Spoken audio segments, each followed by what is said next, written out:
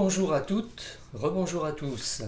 Bienvenue dans ce cours numéro 2 pour les débutants qui, j'espère, le sont un peu moins maintenant. Le thème de ce cours sont les accords. La dernière fois, on a vu les notes de base et on a étudié un peu le début du manche de la guitare avec ces notes. Bon, les cordes peuvent se jouer au doigt, très utilisé pour la guitare classique, ou au médiator, très recommandé pour la guitare électrique. On peut jouer les cordes une à une, en faisant des arpèges, ça c'est ça, des arpèges c'est ça.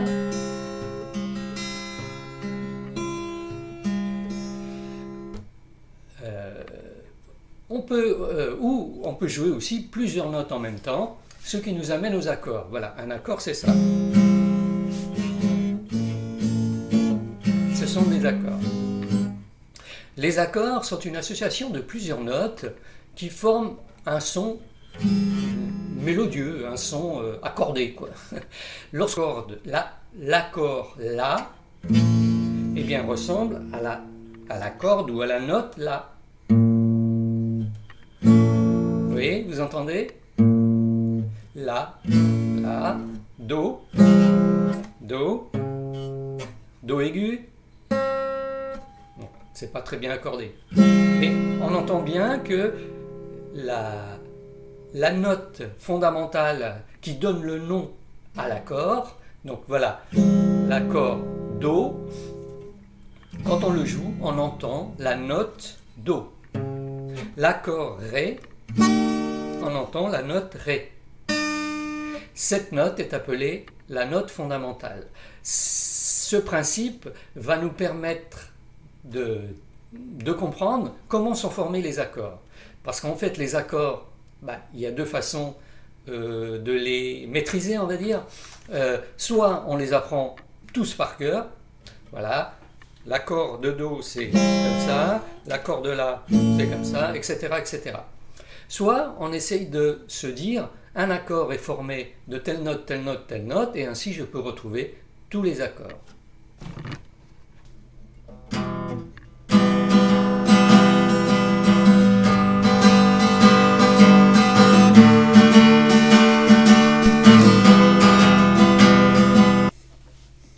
Alors, on se rappelle que dans les tablatures, les cordes sont à l'inverse de la position réelle quand on tire la guitare.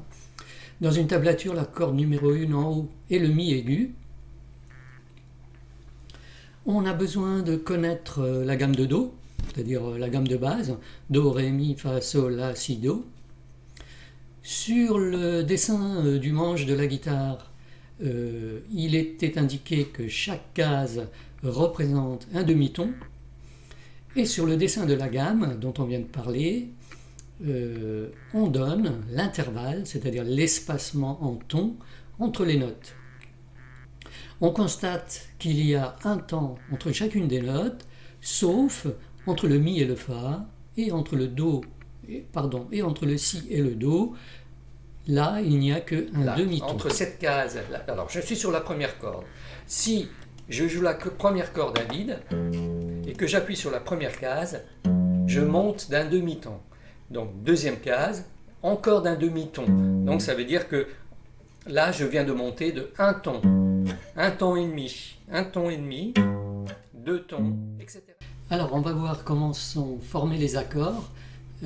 Voici comment déjà on représente les accords dans les tablatures. Vous avez ici un accord de La majeur.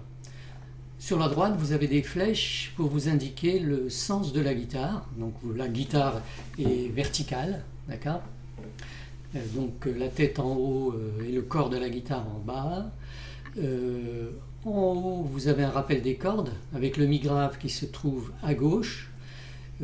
Tout de suite en dessous, vous avez une ligne qui vous indique la notation anglaise par des lettres.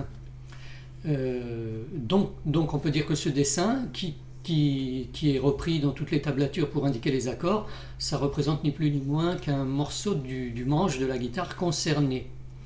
Alors, la croix que vous avez tout en haut, la petite croix noire, indique la corde, ou il peut y en avoir plusieurs dans certains accords, donc la corde qu'il ne faut pas jouer. Les deux petits ronds à côté de la croix représentent donc des cordes qu'il faut jouer à vide. Et enfin, plus bas sur le manche, les ronds bleus indiquent les cases où il faut poser ses doigts avec la main gauche. Donc vous voyez qu'ici, si on regarde bien ce schéma, il faut poser, alors on va poser l'index sur la troisième corde, deuxième case, le majeur sur la quatrième corde, deuxième case, et enfin l'annulaire sur la cinquième corde, deuxième case. Alors, après l'accord de l'accord qu'on vient de faire, on va voir maintenant un autre accord qui est l'accord de Mi majeur toujours. Voilà, c'est celui-ci. Je vous rappelle que l'accord de Mi majeur doit sonner comme le Mi, l'accord de Mi. Alors, le principe pour réaliser cet accord, c'est toujours le même principe. Donc, quand on a des croix, on ne joue pas la corde. Là, vous voyez qu'il n'y a aucune croix, donc on joue toutes les cordes. Alors, les petits ronds, les ronds tout en haut représentent les cordes à jouer à vide. Alors, vous voyez qu'il y en a 3. Et les ronds bleus sont les ronds sur lesquels, indiquent les positions sur lesquelles poser les doigts de la main gauche. Alors déjà, on voit une chose, c'est que toutes les cordes sont jouées. En fait, il y en a 3 à vide et 3 sur lesquelles il va falloir poser ses doigts. Donc, les positions sont les suivantes. Donc, cette fois-ci, l'index se met sur la quatrième corde, première case. Ensuite, le majeur sur la deuxième corde, deuxième case. Et enfin, l'annulaire sur la troisième corde, deuxième case.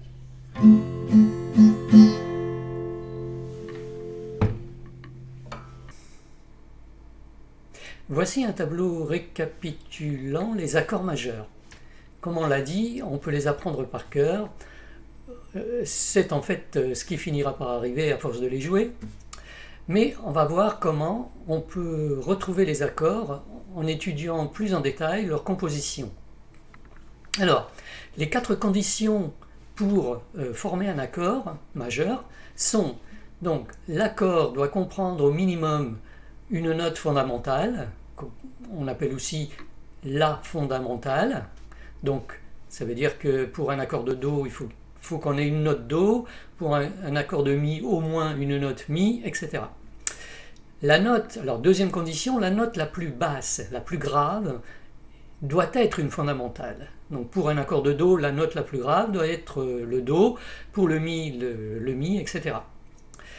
Ensuite, l'accord comprend une ou plusieurs notes appelées tierces, et cette note appelée tierce est située à 2 tons au-dessus de la fondamentale. On va y revenir. Enfin, quatrième condition, l'accord comprend une ou plusieurs notes appelées quintes, qui, elle, est située à 3 tons et demi au-dessus de la fondamentale. On va expliquer ça en détail en prenant quelques accords. Alors, appliquons ça. Donc, Do majeur. Donc, Do majeur. Le Do majeur, qu'on peut regarder déjà sur le schéma, et puis sur la guitare.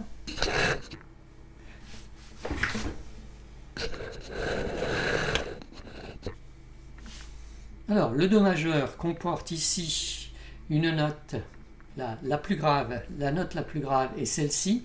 Or, celle-ci, c'est quoi? Eh bien, en fait, on sait qu'on a la corde en haut qui est Mi. Donc, Mi, La, on se rappelle les cordes à vide, Mi, La, Ré, Sol, Si, Mi. Mi, La. Donc, si la note ici à vide, c'est le La. La deuxième, en partant par le haut, c'est le La. Donc, La, Do, Ré, Mi, Fa, Sol, La, Si. Donc, ici, c'est un Si. Et un demi-ton après, c'est le Do. Donc, ici, on a bien une note Do, sur lequel j'ai mon annulaire, le Do. Ensuite, ici, si c'est un Mi, là, c'est un Mi, et ici, c'est un Do. Donc, on va appliquer ce qu'on a dit au sujet de l'accord. Note la plus basse, le Do. Donc, c'est cette corde-là. Ça veut dire qu'il ne faudra pas jouer le Mi grave, puisque la note la plus grave d'un accord, c'est la fondamentale. Donc, ça sera le Do. Ensuite, Do, Ré, qui est la corde à vide qui suit, et 2 cases plus loin, Mi. Donc en fait, on voit qu'on est à un ton, 2 tons ici, d'accord?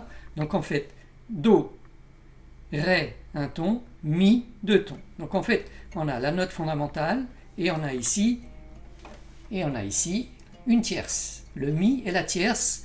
Dans l'accord de Do, le Mi et la tierce. Ensuite, qu'est-ce qu'on a? Ensuite, on a cette corde-là qui est à vide. 1, 2, 3, 4. La quatrième corde est jouée à vide. Or, cette quatrième corde, c'est le Sol. Mi, La, Ré, Sol.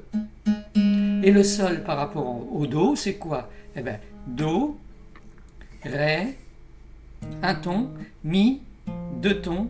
Entre le Mi et le Fa, il y a un demi-ton, donc on est à 2 tons et demi.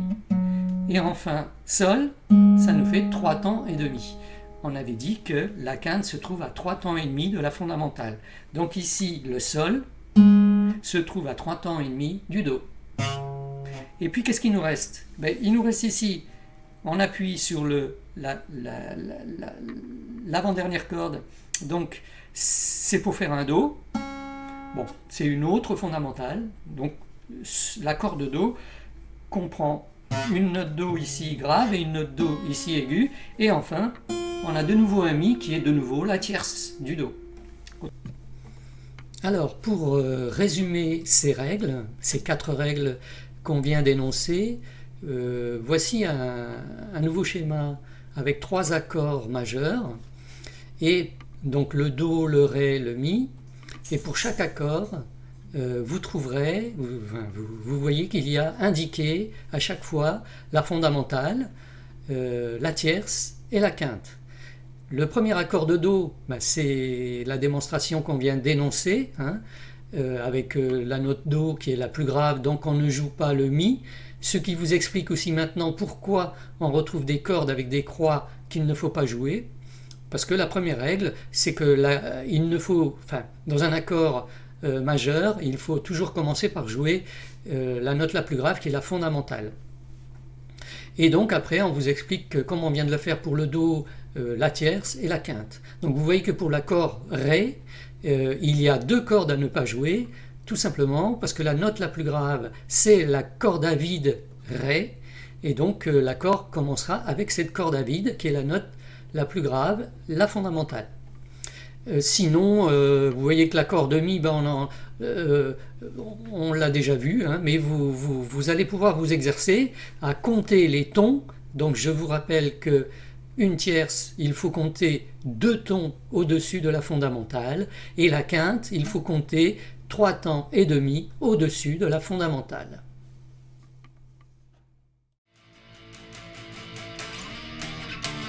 Alors voilà, c'est terminé pour cette fois. J'espère que ce deuxième cours vous aura fait progresser.